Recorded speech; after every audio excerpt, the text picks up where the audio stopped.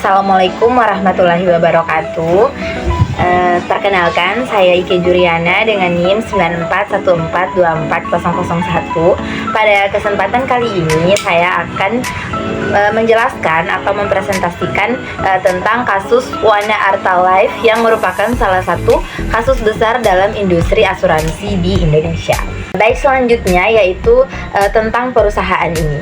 Perusahaan ini yaitu PT Asuransi Jiwa Adi Sarana Wana Arta atau Wana Arta Life adalah perusahaan asuransi jiwa yang menjual produk asuransi dan investasi berbasis saving plan. Produk ini menggabungkan perlindungan asuransi dengan investasi sehingga banyak masyarakat tertarik karena menjanjikan imbal hasil sekaligus proteksi.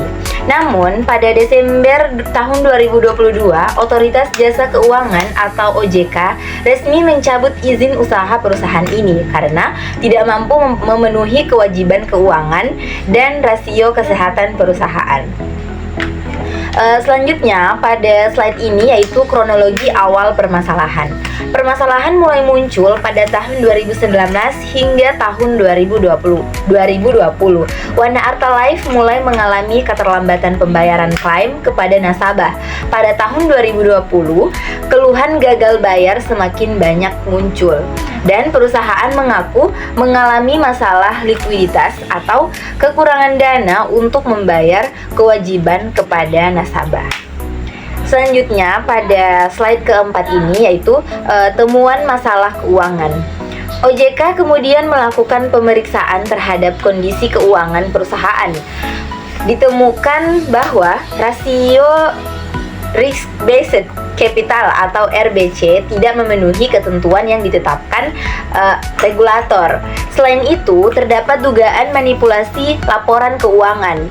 Dana premi nasabah diduga diinvestasikan pada saham berisiko tinggi, yang akhirnya menyebabkan kerugian yang sangat besar. Selanjutnya pada slide 5 yaitu para pelaku. Pada 3 Agustus tahun 2022, Bareskrim Polri menetapkan 7 tersangka dan jajaran manajemen dan pemegang saham. Beberapa nama yang terlibat yaitu antara lain ada Yanes Yaneman Matulatua sebagai mantan direktur utama. Ada juga Evelina F. Pietruska sebagai komisaris dan Manfred Armin sebagai pemegang saham pengendali. Mereka diduga melakukan manipulasi laporan keuangan, penggelapan premi, penempatan dana pada saham yang berisiko tinggi, serta dugaan tindak pidana pencucian uang. Kerugian nasabah diperkirakan itu mencapai triliun rupiah. Selanjutnya pada slide 6 yaitu pelanggaran undang-undang.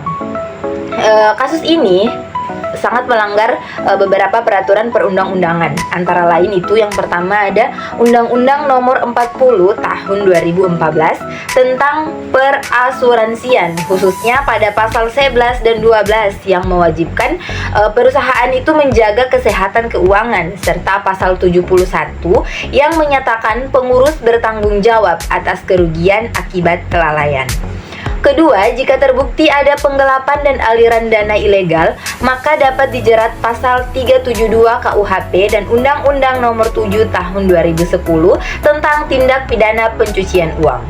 Ketiga, Undang-Undang Nomor 8 Tahun 1999 tentang perlindungan konsumen karena nasabah berhak atas informasi yang jujur dan transparan. Selanjutnya pada slide 7 yaitu dampak bagi nasabah. Dampak kasus ini sangat besar bagi nasabah, yaitu pertama, nasabah mengalami kerugian finansial hingga triliun rupiah. Dana tabungan dan investasi tidak dapat dicairkan. Proses hukum dan likuidasi yang panjang menimbulkan ketidakpastian. Selain kerugian materi, banyak nasabah mengalami trauma dan kehilangan rasa aman dalam berinvestasi. Selanjutnya pada slide 8 yaitu dampak bagi industri asuransi. Kasus ini juga berdampak pada industri asuransi secara luas. Kepercayaan terhadap kepercayaan publik terhadap perusahaan asuransi itu menurun. Masyarakat menjadi ragu untuk membeli produk asuransi berbasis investasi.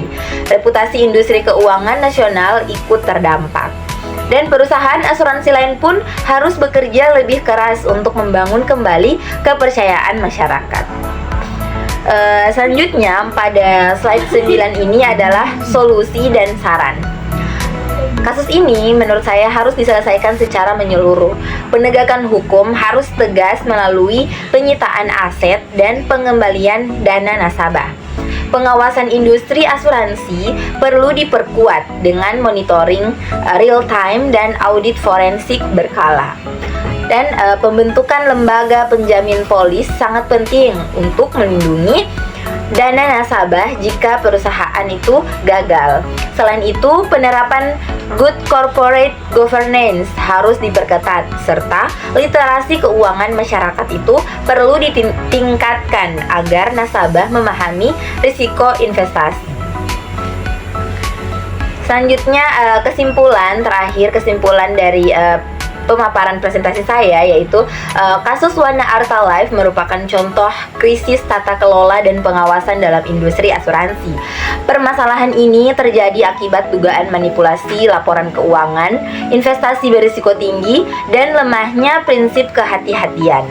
Dampaknya tidak hanya merugikan nasabah secara finansial, tetapi juga menurunkan kepercayaan masyarakat terhadap sektor asuransi. Oleh karena itu, diperlukan penegakan hukum yang tegas, penguatan sistem pengawasan, perlindungan nasabah, serta peningkatan literasi keuangan agar kasus serupa tidak terulang. Demikian presentasi yang dapat saya sampaikan. Terima kasih atas perhatiannya. Wassalamualaikum warahmatullahi wabarakatuh.